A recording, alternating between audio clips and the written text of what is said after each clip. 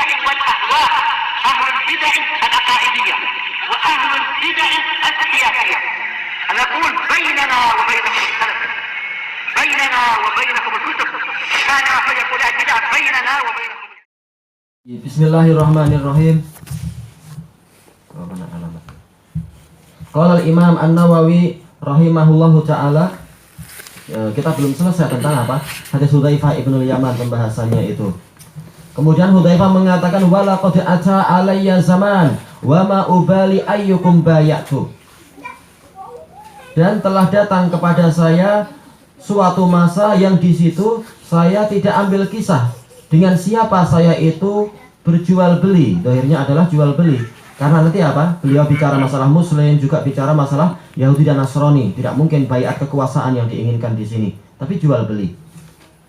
Jual beli yang memerlukan apa? Kepercayaan tentunya, amanah. La in kana musliman la yaruddannahu alayya dinuh. Kalau dia Muslim, pasti agama dia itu akan mengembalikan dia kepadaku. Yaitu kalaupun dia jual beli dengan hutang, yaitu apa, dia belum bayar barangkali dan sebagainya, pasti suatu saat dia akan datang kepada saya karena agama dia kuat. Ini zaman-zaman awal, zaman para sahabat generasi pertama. Wa in kana nasraniyan au yahudiyan, kalaupun dia Nasrani ataupun Yahudi, la yaruddannahu alayya sa'ih, maka pemimpin dia itu yang akan mengembalikan orang ini kalaupun dia lari. Ini menunjukkan bahwasanya karakter Islam yang asli adalah apa? Al-wafa, yaitu memenuhi apa yang dia janjikan, memenuhi apa yang telah disepakati. Itulah karakter Muslim yang sebenarnya. Bukan karakter Muslim itu adalah apa? Penipu, pendusta, pengkhianat. Ini bukan karakter Muslim. Walaupun tentunya kita tidak mengatakan orangnya kafir, tapi ini bukan sifat asli kita. Sifat asli kita adalah yang diajarkan oleh Allah dan Rasul-Nya. Karakter Muslim adalah baik, bukan apa? Karakter pengkhianat seperti orang-orang kafir. Adapun orang Nasrani dan Yahudi, hadis ini menunjukkan karakter Yahudi dan Nasrani adalah tidak terpercaya. Makanya para ulama di dalam masalah apa? Syahadah, juga di dalam masalah apa? Masalah khobar, mereka mensyaratkan berita dan persaksian itu harus diambil dari orang yang muslimun balighun adil. Dia muslim, dia balik, dan dia itu adalah agamanya lurus. Kenapa dia muslim? Kata Imam Abu Amr ibnu Salah, karena apa? Orang kafir dia madzonatul fisq wal kadzib. Orang kafir ini kita akan mengalami apa? Persangkaan besar, memiliki persangkaan besar, orang ini akan dusta, orang ini akan apa? Akan membuat kefasikan dan sebagainya. Kenapa? Orang kafir mereka telah berdusta atas nama Allah, berdusta atas apa? Sifat-sifat Allah dan rububiyah Allah dan uluhiyah Allah dan seterusnya. Kalau atas nama Allah saja dia berani berdusta, apalagi sekedar apa? Hubungan sehari-hari, dia akan pendusta itu. Maka orang kafir karakternya memang seperti itu. Tapi kenapa di zaman-zaman pertama Hudzaifah mau juga untuk transaksi dengan orang semacam itu, yang boleh jadi perlu kepada apa? Amanah, boleh jadi orangnya hutang dan sebagainya. Karena la yaruddannahu alayya sa'ih, yaitu pemimpin dia nanti yang akan mengembalikan orang ini kepadaku. Ini ketika apa? Islam berjaya dengan kebaikan yang besar. Tinggal apa? Orang akan bilang kepada apa? Kepada pemimpin orang-orang Yahudi dan Nasrani itu dari kalangan ahlul zimmah, ini si fulan ada hutang dengan saya, ini si fulan pernah janji ke saya begini. Nah, langsung apa? Oh iya, nanti saya akan panggil dia dan seterusnya. Adapun ketika muslimin sendiri sudah apa? Banyak melakukan pengkhianatan terhadap Allah, banyak dusta atas nama Allah, dan juga apa? Dusta atas nama syariat Allah, dan membuat ini membuat itu, yang menyebabkan mereka sendiri menjadi hina. Maka apa? Orang kafir tidak lagi ambil kisah kepada mereka, keluhan kita juga tidak dipandang dan sebagainya. Itu adalah zaman-zaman setelah itu, ketika sudah mulai banyak apa? Banyak kefasikan, banyak pengkhianatan di zaman-zaman Bani Umayyah.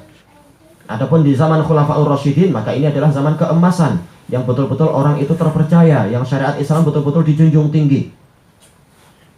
Zaman Bani Umayyah masih banyak kebagusan. Itu pun Hudzaifah mengucapkan seperti itu.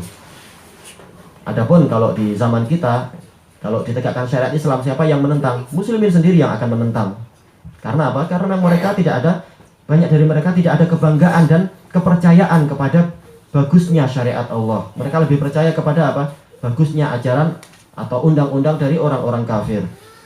Nah, kalau musliminnya sudah seperti itu sikapnya kepada syariat Allah, maka jangan harap mereka itu akan dimuliakan oleh orang-orang kafir.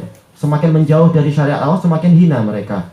Orang kafir akan melihat, oh mereka Muslim sendiri yang mengaku menyembah Tuhannya, syariat Tuhannya pun mereka nggak ambil kisah. Mereka lebih suka dengan apa syariat yang diambil dari kita. Nah, sekalian akan diinjak-injak. Nanti 10 tahun kemudian Amerika akan memberikan instruksi. Oh ini undang-undang seperti ini tidak layak, coba tambah lagi, atau coba kurangi, atau coba dirubah. Nanti mereka akan mau itu. Dan kenyataannya seperti itu. Kenapa? Al-jaza' min jinsil amal. Manakala muslimin sendiri tidak percaya kepada Allah dan antar mereka sendiri tidak ada amanah, maka orang kafir pun akan apa? Akan menghinakan mereka.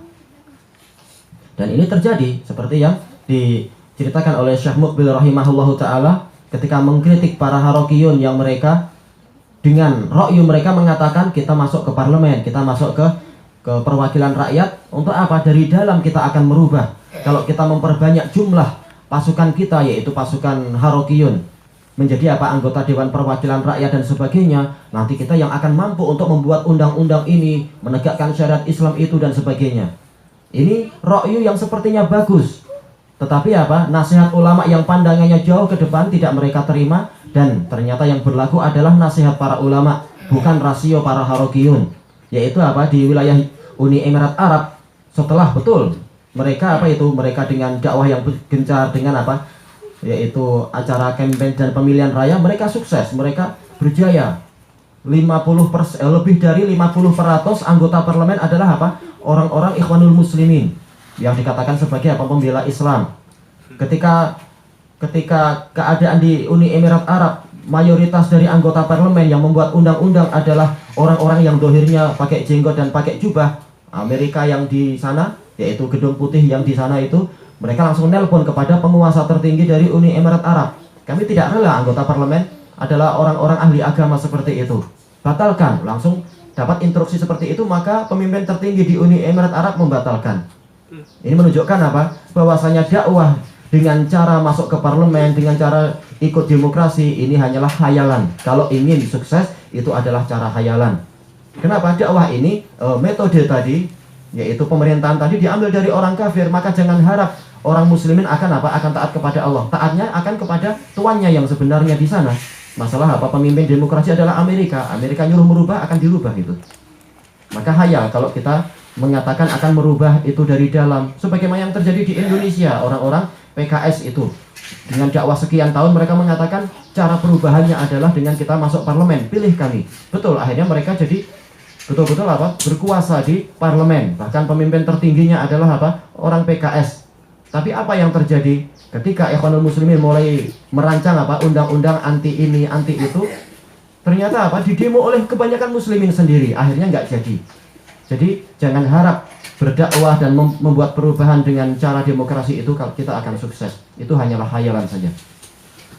Yang menentang nanti muslimin sendiri. Kalau sudah ditentang, maka orang PKS, orang Ikhwanul Muslimin nggak akan apa? Berani. Kenapa?